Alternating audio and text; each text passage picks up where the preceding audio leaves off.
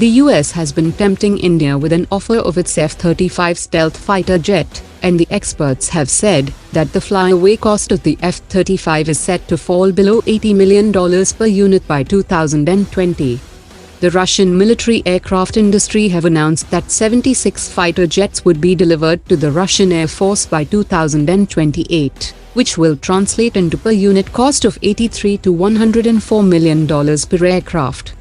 The export variant of the Su-57 offered to India will be showcased by the end of this year, and it will not have some Russian-specific requirements, and it will also have a lower cost due to the bulk order by the Russian Air Force. The export variant could be offered with the AL-41F1 engines, and the new Product 30 engines, which features increased thrust and super cruise without afterburners, and the choice of engine will totally depend on the export customer. India has moved a step closer to invite bids for the purchase of 114 fighter jets for the Indian Air Force, as the evaluation of initial bids and finalizing the Air Force's requirements has started.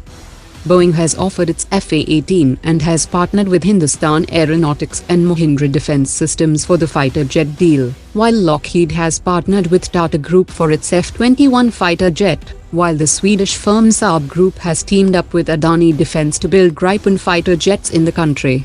The winner of the tender will have to deliver the first jet within 3 years of securing the contract, and the Indian Air Force and Navy require around 400 single and double-engine combat aircraft. A Turkish defense electronics supplier has said that Pakistan Air Force had ordered 50 targeting pods, with the first batch of 8 pods in 2016, with follow-on orders of unknown quantities, and these pods have been successfully integrated to the JF-17 fighter jet, which will enable it to target both fixed and moving ground objects. Meanwhile, the Block 3 has a higher potential due to its structural changes, which includes a new ASA radar and integrated EW suite and other subsystems, and Pakistan aims to counter the upcoming Rafale fighter jet of the Indian Air Force with the JF-17 Block 3. In a huge boost to India-US defense relations, the American Senate has passed binding legislation to accord India the same status as its other NATO allies like South Korea, Japan and Australia.